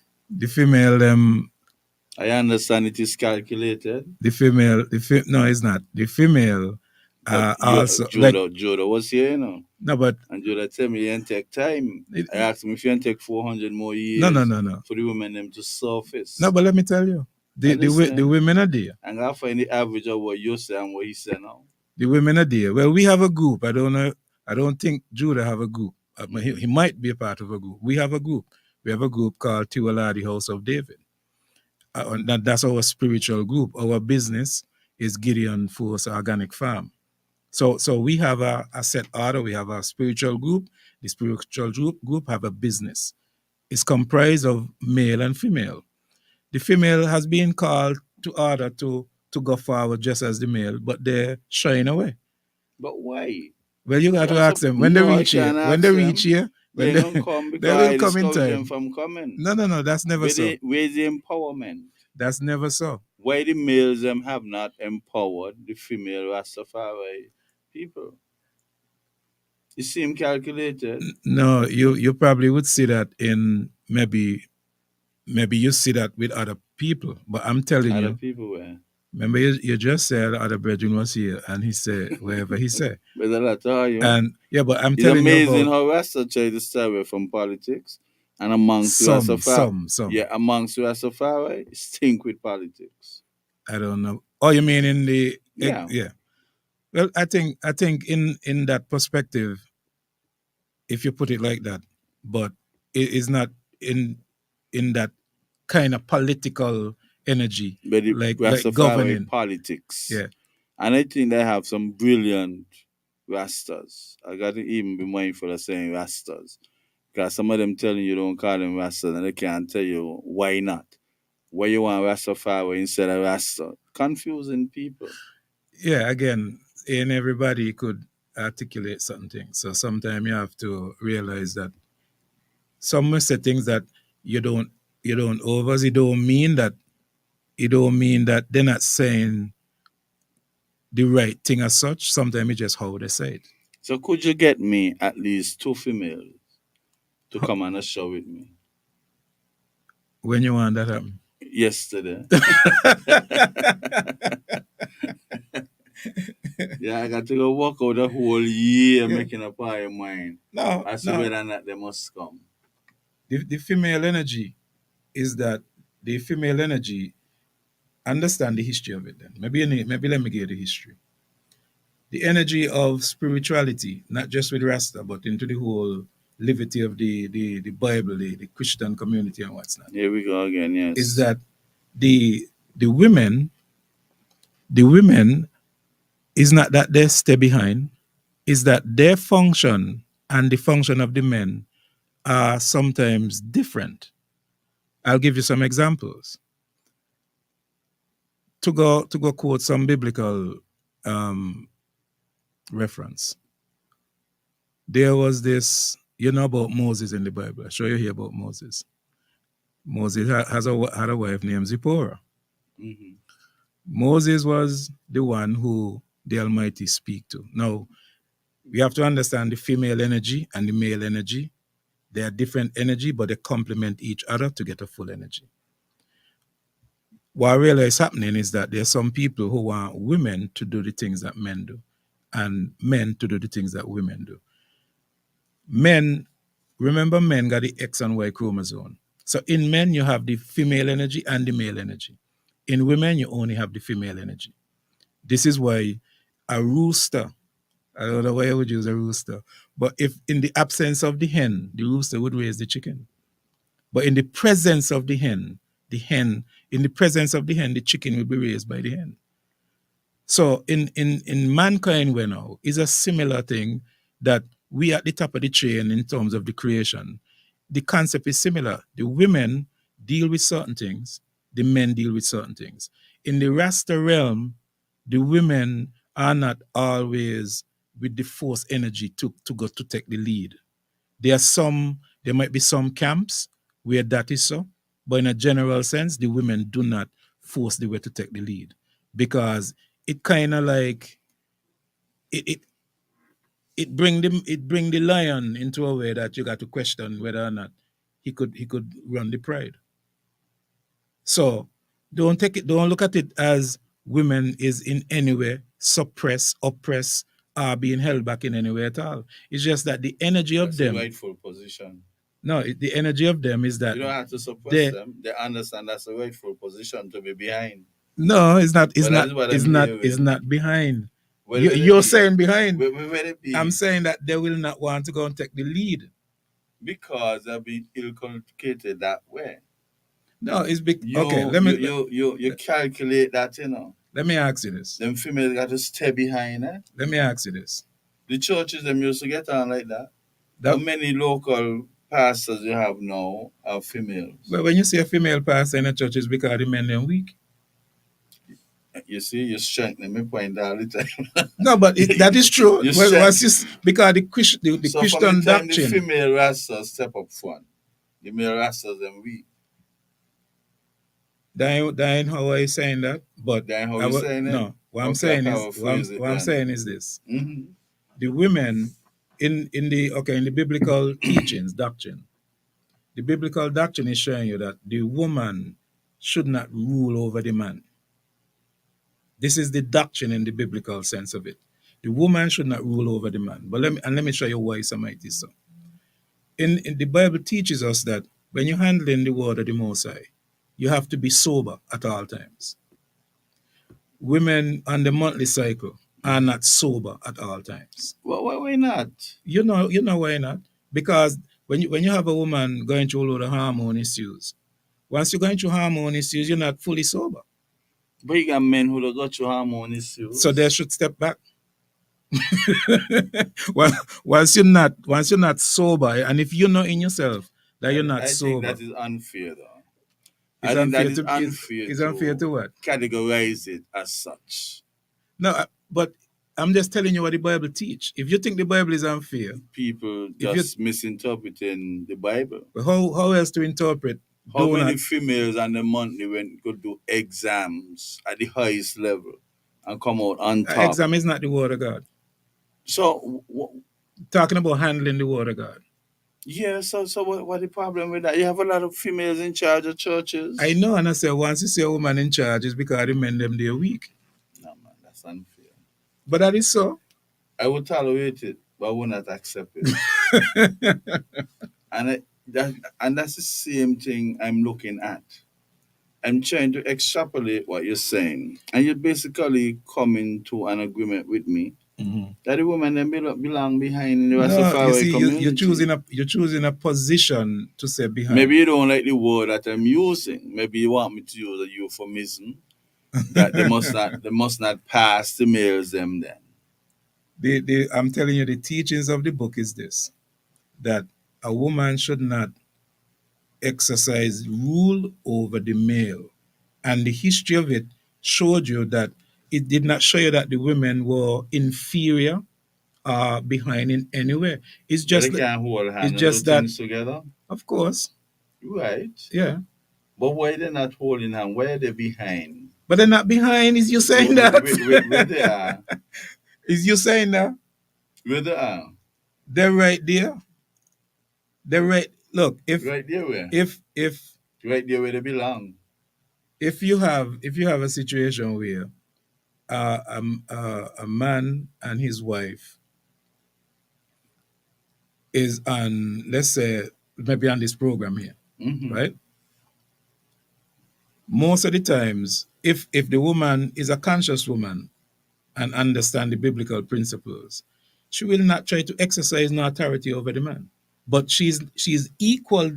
She's on equal footing with the man right there, reasoning. Sitting on side by side. Yeah. So you ask me where even though she might be of a higher mental acuity than the man, she had to study and presume the position that she's not. No, if she is more voice on the topic than the man, yeah, she should take the lead on the topic. But there are many topics that the females are more versed. I Many would not, topics. I don't know You if beg to I don't disagree? know if to say that You want me to say it that way? no. The point I'm getting at is that it's easy to say that without doing any survey. It's easy to say that without any reference, but at the same time, But what reference and survey you all did? we. Yeah, to know that they belong behind. I'm gonna use But the you word keep behind. saying that And I all the touch you all the time. time. I don't keep saying behind. What reference, what experiment you all carried out? All I'm saying to you is the principle of the Bible, the principle of scriptures, is showing that the woman should not exercise rule over the man. There are instances in the same Bible where the woman took the lead for different reasons. Number one, there was a situation where you had a church set up, and they speak about the elder lady who was leading that congregation at the time. Mhm. So one could only assume a few things because the same person who was greeting her as the elder lady was the same person who, when setting up the whole church system, mentioned that the woman should not exercise rule over the man.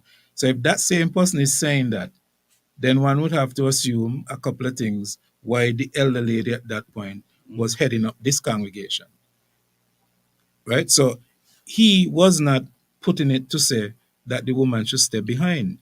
The word of God, again, is not an exam in UE. The word of God is not a, a document from Parliament. It's not the But they could Constitution. better understand the word of God than some males. And if so, then let the teaching flow. If so, But, let the but teaching you flow. are doing everything to impede that. No, but is you saying that? But every one of Even you though are explain, bringing here, even though every one of you are explain. bringing here. Mhm. That's the overall picture that they belong behind. No, but I'm explaining to you. I'm gonna bring them in now. If I got to go behind now, I'm, well, I got to go behind now, because that's what they mean. I'm explaining to you that is not is about the biblical look. Every Rastaman, even though you might hear Rastaman say here born Bible, the whole idea and concept to be a Rasta is based on biblical principles. I saw that in the research that I was doing. Right. This is why the locks. Where do you think the locks come from? Because Rasta don't believe in the Bible. The locks come from the Nazarene vow about not cutting your hair. Why you think we eat the way we eat is all in the Bible. Why you think we chant psalms? So the whole Rasta life is based on biblical principles. The Christian world who do not understand this see Rasta as maybe a cult movement who is outside the principles of the Bible. But when you check everything that Rasta do, is based on the principles of the Bible. So if the Bible is teaching us that the woman should not exercise rule over the man, it's not putting the woman behind. It's just that in that and when I say rule, right? Again, let me be specific, or maybe I wasn't clear. We're talking about handling the word of God. That's it. We're talking about handling the word of God. If the woman you had women sitting as the judges of Israel, you have women sitting on the throne and what's not. But when it comes to handling the word of God, the prophet them were male. They're the ones who handle the word of God. So the prophet and them who prophesy until the Messiah came, they were all male. There were no female prophet handling the word of God coming up to the Messiah. Not to say a woman cannot prophesy. Don't get that mixed up. So I'm saying that You got prophetess Debbie Isaac. I don't know, you're trying to pull me into here, but You refer to them as that. no, I'm saying, remember I just said, all the prophets up to the Messiah were male. When it comes to prophesying, to prophesy something does not always mean that you are a prophet, because the time of the prophets up to the Messiah time, that time frame finished with. Over. Right. But when it comes to prophesying in a general sense, everybody can prophesy once they get that gift to prophesy. Like for instance, handling the word of Father going forward is in itself prophesying. Because, like for instance, when you read like the Book of Revelation and other books and so, it's talking about future events. So when you reason them, you're technically prophesying. So whether you're male or female, and you're prophesying, handling that energy, once you got a gift to do that, you know. Sometime in law, when something is not adjust, you say that the law is silent on that, Right. right? Silent on certain issues. So the brilliant lawyers and them will do the interpretation and hand something to the court. Right. You think that the Bible Mhm. is silent on certain issues? Give me an issue. Everything there is the Bible speaks to it. I think the Bible speaks to everything. So if you know an issue that the Bible is silent on, raise it. And I'm just asking. No, the Bible is actually a blueprint of how we exist, a blueprint of how the earth exists, a blueprint to show you. And I using the word blueprint because some people don't like the word blueprint, but it's a print of how everything is. The plants that are mentioned in the Bible, there's no plant that you could mention that is outside the scope. The animals that are mentioned, there's no animal that you could find on the planet that is outside the scope. When So it what comes about the GMOs, genetically modified organisms? a genetically modified organism is not something that was created. It's But modified. it's outside. Yeah, but it's modified. But it's outside. It's not outside. Where it is. You're still using the same thing. So if you use for instance, if you use a donkey and a horse to get a mule, what is it outside of? When you got the seedless fruits, It's still a fruit. yeah, it's still a fruit. Yeah, so what is it But outside it of? deviated from the origin to such an extent. No, but you cannot. Just like us here, Mhm. we have deviated. We talk Of about course, we keep deviating. repatriation. Yeah, You think you could fit in down in Africa? I don't want to fit in. No, I'm just asking because we're talking about No, well, I I wouldn't go into that because I don't want to repatriate. fit in. I have no aspiration to go to Africa. I would visit the land. I would love to visit the land, just like I would love But to that visit is the China. home. Home for who? The Rastafari said No, it here earth, last week. Father create earth. Earth is our home. Whether you're in Africa, you're in China, Australia, or even on the borders of Antarctica, you're in your home. Your home is earth. This thing about going back to Akebulan, the Africa thing and so on, it's just a talk for some because it's a trending thing and it's just something to say. But how much people you think how much people that you speak to who you hear say these things, if they were given a free ride to go to Africa to live, how much of them you think would go? But that's the same thing I'm trying to push out there. A lot of us wouldn't go. Exactly. So I don't really keep up too much of Africa talk because I think we have enough and you go back to dropping the ball. Just like how you would see a Christian person donate thousands and thousands of dollars to some foreigner, but don't want to help who here. You over what's going on? Yeah. So I would not participate in them kind of reasoning there. Even to talk about African liberation and all them things there. I personally, mind you, I would hang out with the whole energy, but it's not something I push and promote when I could see that the ball has been dropped. If the ball wasn't dropped, if the unity of it was strong as it's supposed to be, if man was doing what they was supposed to do and wherever, of course, let's celebrate. But how can we celebrate when the mindset of who trying to liberate is not different from who he trying to liberate? I understand that because I always question that African liberation there. I have been on a 25th TikTok of live May. with some Africans. Mhm. I've been on African live with some Africans from different countries in Africa. And that's the other thing. We like to say Africa. Africa have 54 countries, different spiritual beliefs, different this, different that. Yet we seem to just want to bolt it together like it's one. It's not one. And so I am this live with some Africans. So I feel a little like, let me get a part of this conversation. When I tell them where I was from, I realize they start to behave with a little attitude. So I start to ask them certain questions. And you know what they're saying? That the people in the Caribbean believe that they're better than them. So I try to tell them, but I hear the reverse. I hear Israel believe are better than us because we're sons and daughters of slaves, which some of them have said. So this thing, there's, mind you, there's some places in Africa that would welcome you, but there's some places will not welcome you. Because they're fighting amongst themselves, killing, warring. When you had the Rwanda incident, when 1 million people died at the hand of their own brethren, that's an invitation for us to go down. No, so choose a side.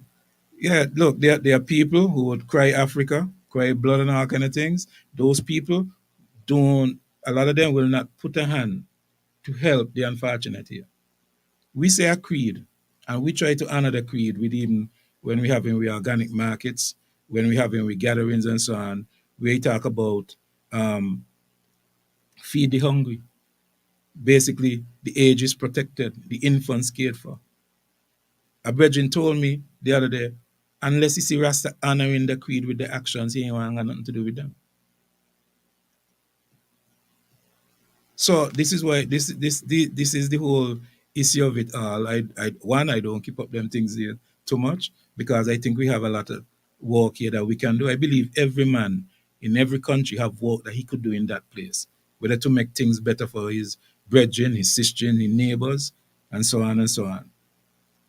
Yeah, instead of always looking out to the foreign and sending, like, trying to get a name. Oh, well, Nital donates such and such amount of money to this place.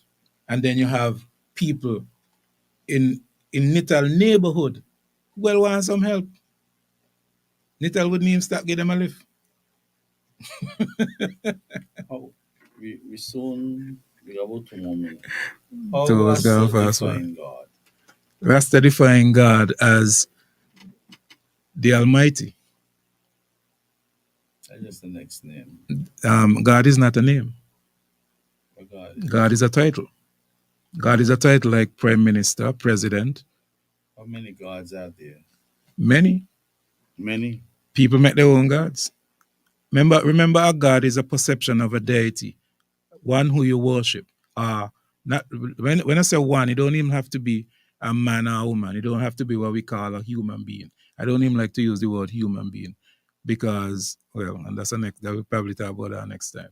The concept of the Almighty, and this is why you would hear Rasta mostly say the Almighty Hail Selassie. Now, Hail Selassie, Kidamawi Hail Selassie mean power to God the Father, God the Son, and God the Spirit. So is the ancient concept of the triune nature of what we call the Elohim, the Almighty in his plural state. Now the Holy Trinity. Right. So the people who don't understand this, when they hear Hail Selassie, now Hail Selassie was a name given to Rastafari Mokenen, the 225th in the line of King Solomon sitting upon David's throne. So the Christians then really supposed to defend in Haile Selassie more than Rasta if you come down to it. Because in the Revelation, the Messiah say, who they call Jesus Christ, say, I am the root and offspring of David. So if he's the root and offspring of David, it seems to suggest some sort of divinity in the line of David. So from Solomon, this is one of the reasons the Queen of Sheba went to visit Solomon. It was not just for the wisdom, but it's also for the concept that Solomon may be a divine being. So she got a son for him. That son went back to Ethiopia.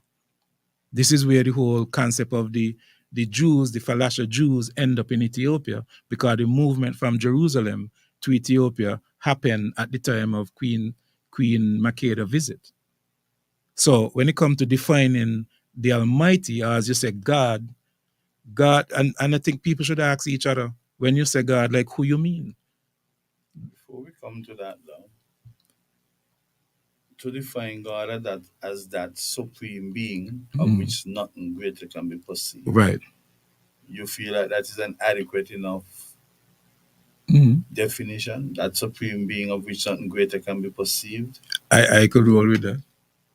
Okay. They say in the Big Bang Theory. No, I mean, like, the Big Bang Theory was proposed by a Catholic priest.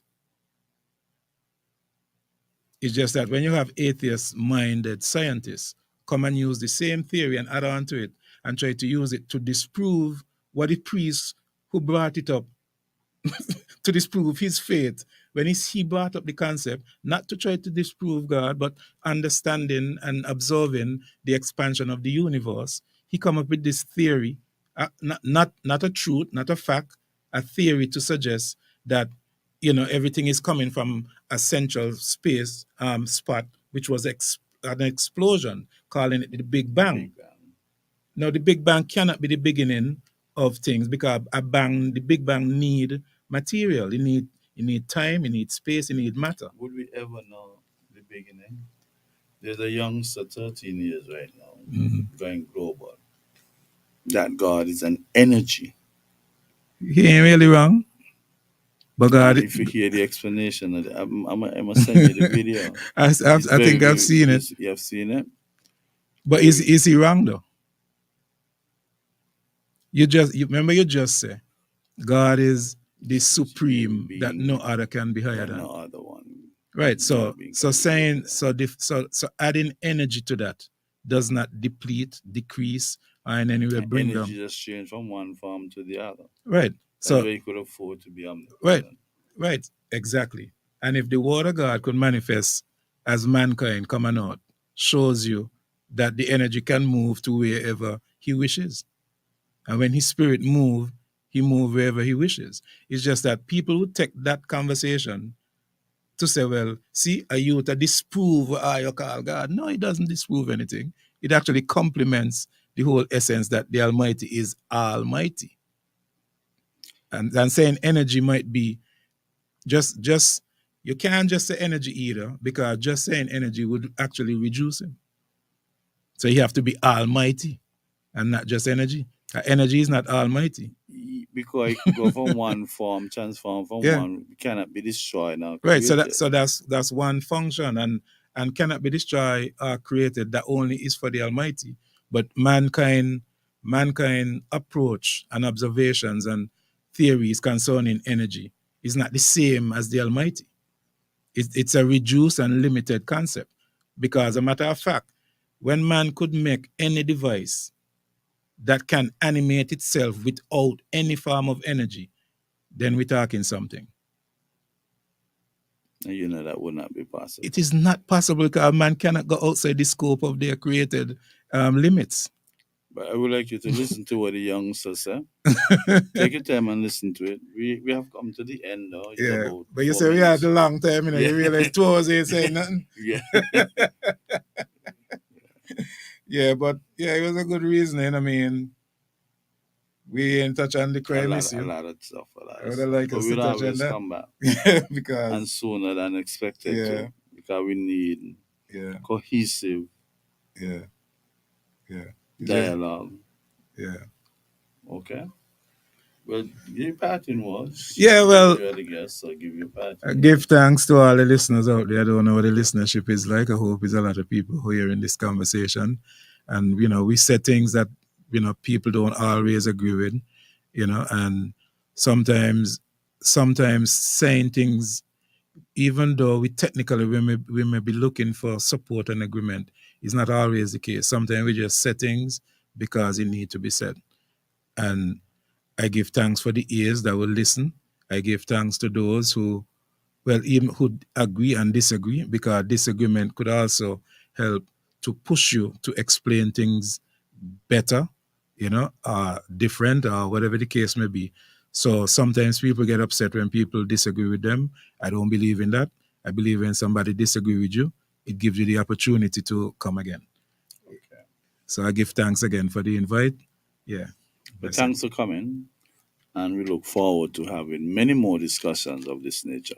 Kindly enjoy what is left of your Thursday night, and we're hoping that you will be well rested thereafter to face yet another Friday. And this Friday coming around is a White Friday. It's the 13th of the 13th, and it falls on a Friday.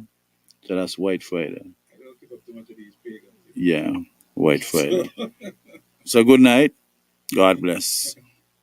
The opinions and statements made by the host and participants in this program are not those of the owners, advertisers, and management company of Sugar City FM 90.3, nor are such statements necessarily supported or endorsed by the owners, managers, or advertisers